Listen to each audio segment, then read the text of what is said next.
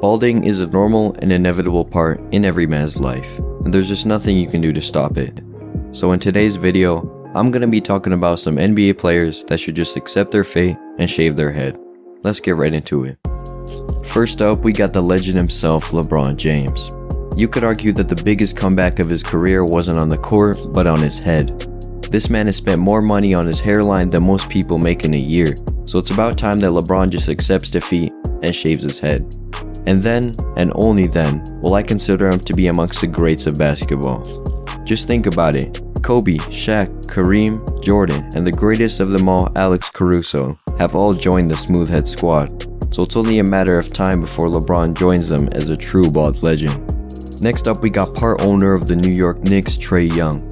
In the recent NBA playoffs, Knicks fans got a little too hyped about what seems like their first playoff appearance in 100 years.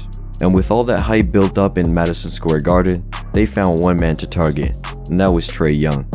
Last 3 years, they're psyched to be back in the postseason. This time was 9 for 9 the previous game. There's one more coming now.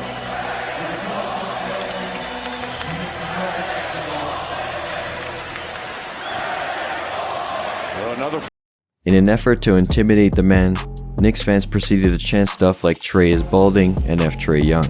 But what they didn't expect is that Trae Young would absolutely smoke them, dropping a game-winning floater in Game 1 to silence the crowd, and then waving them goodbye in the closeout game. If that's not cold as hell, then I don't know what is. But in all the hate, the Knicks fans had a point, because this man's hair is literally falling apart. Trae's hair straight up looks like that pile of hair on the floor after getting a haircut. It's like he just glued some hair on his head without trying to make it even look good.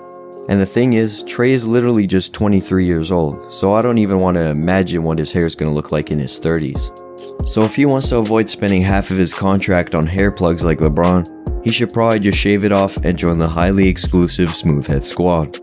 Next, we got Kevin Durant, whose hair straight up looks like an elementary school field. Just like LeBron, KD has definitely had a couple of hair treatments, but to no avail. It seems like every year some new picture of KD's raggedy ass hair comes out, so I'm starting to think he should go bald as well. KD has shaved his head before, so it probably wouldn't be much of a problem for him. Next up, we got Warriors rookie Moses Moody, who at 19 years old already has one of the worst hairlines in the NBA.